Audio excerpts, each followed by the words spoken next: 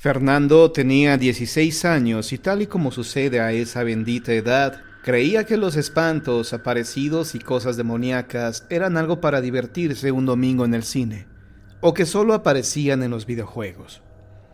No sin cierta razón.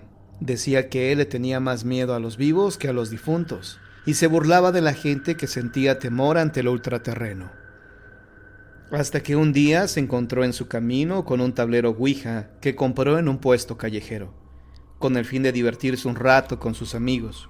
El tablero Ouija moderno es parecido al que existían en otros siglos, cuando se utilizaban para comunicarse con los espíritus. Un rectángulo de madera, en cuya parte superior hay un alfabeto, y a izquierda y derecha, respectivamente, las palabras sí y no. Un pequeño triángulo de madera, símbolo de la sabiduría pitagórica, acompaña el tablero. Una o dos personas apoyan apenas las yemas de los dedos en el triángulo y hacen la pregunta. Cuando se da la comunicación con los espíritus, estos usan la energía de los ejecutantes para mover el triángulo y así apuntar hacia distintas letras, que forman palabras o frases, a menos que dicha interrogante pueda ser contestada con un sí o un no, en cuyo caso el triángulo se irá hacia el extremo correspondiente. Fernando quería jugar una broma a sus amigos, simulando que los espíritus movían el triángulo cuando sería él quien lo hiciera. Fernando quería jugarle una broma a sus amigos, simulando que los espíritus movían el triángulo cuando sería él quien lo hiciera. Así, una tarde, el muchacho se reunió con Diego, adolescente sumamente impresionable, y con Enrique, el más ilustrado del grupo. Al principio, como ocurre cuando jugamos con fuerzas desconocidas, todo fue bien. Diego preguntó si Paula, su amor imposible, llegaría a quererlo, y para su satisfacción, el triángulo, diligentemente, contestó que sí. Las preguntas siguieron este derrotero hasta que Enrique, un poco aburrido, hizo una propuesta. Ay, dejen de preguntar tonterías. Y Fernando, deja de mover el triángulo. Por si no lo saben, par de ignorantes, se supone que no deben tocarlo, sino solo poner los dedos un poco por encima de él. Preguntemos algo interesante. Fernando, un poco picado y consciente de la mirada desilusionada de Diego, quien había creído en las respuestas de la Ouija, retó encarándose con Enrique. Está bien, genio, haz la pregunta. Espíritu, dijo Enrique en voz alta, ¿eres un alma perdida? Los minutos pasaban y nada ocurrió. El rostro del genio comenzaba a esbozar una sonrisa burlona cuando el triángulo se movió. No. Ya, Fer, deja de mover el triángulo. O tú, Diego. Yo no estoy moviendo nada, protestó este. Entonces Enrique miró a Fernando, que se había puesto pálido. Realmente había sentido que el triángulo se movía y ni él ni Diego lo habían estado tocando. Pregúntale otra cosa, Enrique, pidió el dueño del tablero. Esto es la neta. ¿En verdad hay alguien ahí? Todavía sin creerlo mucho, el aludido dijo, ¿eres un ángel? El triángulo se movió. Ah, no. ¿Un demonio? Sí. Los tres amigos se miraron. Enrique abrió la boca para protestar, pero Fernando se adelantó. Espíritu, ¿cómo te llamas? Adonai. Fernando y Diego miraron interrogantes a Enrique, que explicó con la voz extrañamente baja. Oh, Dios mío, Adonai es uno de los 72 nombres que los antiguos magos invocaban cuando querían realizar hechizos especiales. Es uno de los demonios más poderosos del infierno. En ese momento el triángulo cobró vida propia y comenzó a moverse cada vez más rápidamente, sin energía humana que lo guiara. Los tres amigos tenían los ojos clavados en el tablero, donde el pedazo de madera señalaba las letras para transmitir lo siguiente. Soy el más poderoso de todos. Enrique, imbécil, no sabes nada, aunque crees que sí. Ni tú, Fernando, ni tú, Diego, pero yo lo sé todo. Y si no lo sé, hago que suceda como a mí se me dé la gana. Porque ahora que han abierto la puerta del infierno, ya no la podrán cerrar. A esto siguió una letanía de palabras en un lenguaje perdido. El triángulo volaba sobre el tablero. «¡Tira esa cosa, Fer!», exclamó Enrique pálido. El triángulo se detuvo y luego comenzó otra vez. «Si es que puedes». «Claro que puede», gritó Enrique, extrañamente alterado, mientras Fernando y Diego lo miraban asustados. Nunca habían visto al ecuánime y culto muchacho perder el control de esta manera. El dueño del tablero retiró el triángulo. Hubo una súbita sacudida y un cenicero de cristal estalló. Después volvió la calma. «¡Nunca en tu vida!», dijo Enrique a Fernando, respirando muy rápido. «Nunca vuelvas a jugar con esa cosa. No sabe las fuerzas que puedes desatar. Tírala, rómpela, quémala, pero sácala de tu casa ya». Silenciosamente, Fernando guardó el tablero en su caja. Unos minutos después, Diego y Enrique se retiraron, este último confiado en que su amigo seguiría su prudente consejo. Mas no fue así. Intrigado, Fernando se llevó el tablero Ouija a su recámara y lo escondió debajo de su cama. Su madre era muy religiosa y no le hubiera gustado saber que su hijo andaba jugando con estos artefactos profanos. Pero muy tarde esa noche el muchacho sacó la Ouija de su escondite. «Espíritu», dijo rozando con sus dedos el triángulo de madera, «¿estás ahí?». Muy lentamente sintió cómo se movía. Sus dedos lo siguieron. «Sí». «¿Eres quien dijiste que eras?». «¿Quién dije que era?». «Adonai». «No». «¿Cuál es tu nombre?». «Lucifer». «Refisul». Fernando retiró las manos del triángulo sintiendo un escalofrío recorrer su columna vertebral. El nombre del príncipe de los infiernos fue demasiado para él. Al día siguiente el muchacho aventó la Ouija en un terreno baldío, que misteriosamente ardió espontáneamente y por completo 2 noches después. Dicen que a veces los espíritus que se comunican a través de la Ouija son bromistas y asumen personalidades de demonios para asustar a los incautos.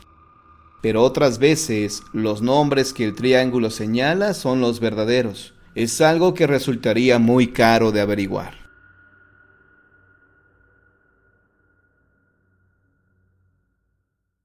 El túnel maldito. La industrialización trajo consigo grandes cambios. Con ellos, las viejas historias y leyendas parecieron olvidarse.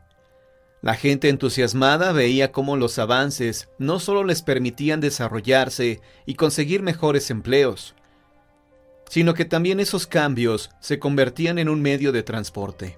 Tal fue el caso de la máquina de vapor, y con ella el famoso ferrocarril que llegó cuando nuestro país atravesaba por la dictadura más larga de su historia, la de Porfirio Díaz.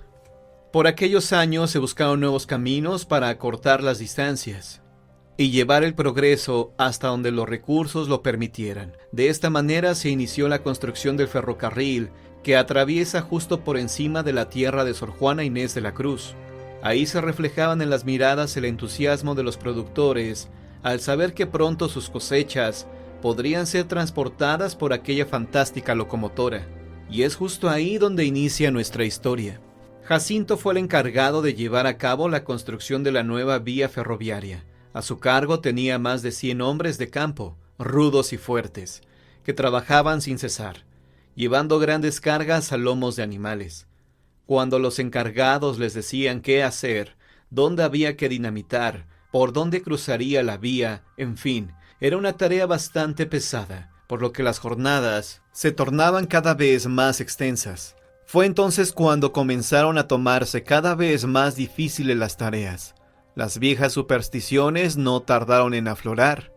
«Son los demonios del bosque», se decía. «Son los duendes y las brujas», se comentaba también. «No, son bolas de fuego que no nos permiten trabajar». No cesaban las supuestas explicaciones. Cuando esto llegó a oídos de los altos funcionarios en la capital del estado, de inmediato mandaron a gente capacitada para concluir con aquella aparente imposible labor. Al llegar estas personas se encontraron con mucho alboroto, gente que había hablado de más, tal vez por temor, ignorancia, resignación, en fin, toda una gama de creencias ante sus oídos ilógicos. Pensaban que solo era cuestión de dinamitar con una mayor carga. Fue entonces cuando Pedro, un trabajador mal encarado, que por ambición quería el trabajo de Jacinto, empezó a comentar que ese lugar estaba maldito y lo protegía un gran demonio. Por supuesto, las risas seguidas de molestia no se hicieron esperar, con todo y que él afirmaba que aquel demonio no solo era real, sino que además se comunicaba con él, diciéndole que era el único dueño de aquel cerro y que no les iba a permitir que construyeran ninguna vía ferroviaria. Los funcionarios, como era de esperarse, pidieron a los demás trabajadores que llevaran a Pedro muy lejos de aquel lugar, advirtiéndole que no regresara si no quería verse en problemas con el gobierno. Él accedió no sin antes volverles a advertir de lo que podría pasar. En efecto, pasaron los días y no podían derribar aquel peñasco a pesar de las excesivas cargas de dinamita que utilizaban para entonces. Incluso no podían ni pensar en cambiar la ruta, ya que esto provocaría más gastos, más jornadas y más gente. Cuando la terquedad de estas personas se hizo más fuerte, ocurrió algo que nadie se explicaba. Las vías de acero que habían dejado una noche antes en aquel lugar, a la mañana siguiente estaban dobladas completamente como si algo o alguien tan fuerte las hubiera estrujado con gran facilidad. Los siguientes días ocurrió lo mismo, hasta que aquellas vías desaparecieron por completo. Fue entonces cuando mandaron llamar a Pedro, quien además gozaba de gran fama al saber que este hombre estaba entregado a la brujería negra. Si dices que en realidad hay un demonio, pregúntale a aquel, ¿qué debemos hacer para continuar con nuestro camino?, preguntó el encargado con notorio sarcasmo. Pedro lo miró seriamente y sin vacilar respondió: si me permite regresar con voz de mando, esta misma noche le diré cómo romper ese peñasco sin la necesidad de la dinamita. Aquellas palabras fueron interrumpidas con las risas de todos los trabajadores, que para entonces escuchaban atentamente.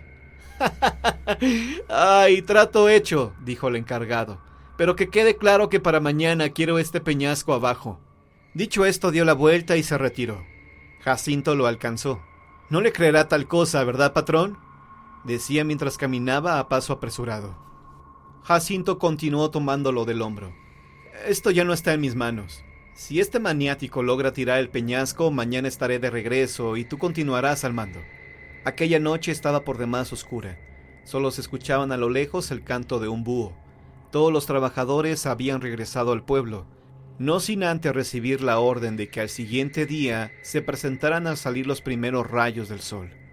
Y en efecto, a la mañana siguiente todos estaban preparados. Fue entonces cuando llegó Pedro a encararse con el encargado. He cumplido mi parte del trato.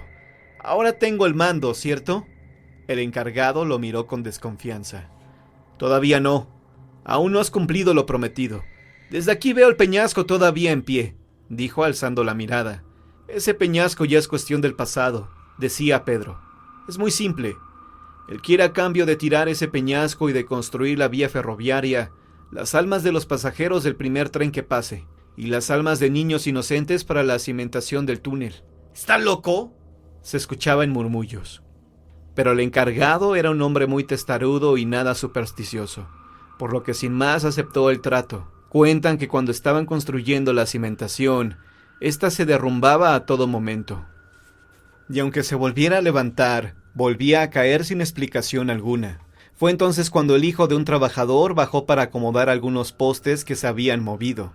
El pobre muchacho no tenía más de 12 años y ya andaba laborando en la construcción. Desafortunadamente no escuchó la orden para salir del hoyo, y el cemento lo sepultó por completo. Las lágrimas de muchos brotaron de inmediato, pero ante los ojos incrédulos de todos ellos, el cimiento permaneció en pie, sin necesidad de más material. En efecto, no acabó el año sin ver aquella vía terminada, y en cuanto al trato, ya todos lo habían olvidado. No tardó en llegar el día de la inauguración. 25 personas abordarían aquella tarde el ferrocarril para llevar consigo la primera carga, la que consistía de azúcar y carbón, carga que nunca llegaría a su destino, pues misteriosamente hubo un terrible accidente donde todos los pasajeros fallecieron, suceso que se atribuyó inmediatamente al demonio. Hay quienes afirman que todavía cuando el tren de carga cruza todas las mañanas aquel monte, Se pueden escuchar los gritos y los lamentos de aquellas almas que no encuentran el descanso, puesto que en la población se comenta que solamente descansarían si ocurriera otro accidente, a la misma hora, a las 9:12 de la mañana, y con el mismo número de pasajeros.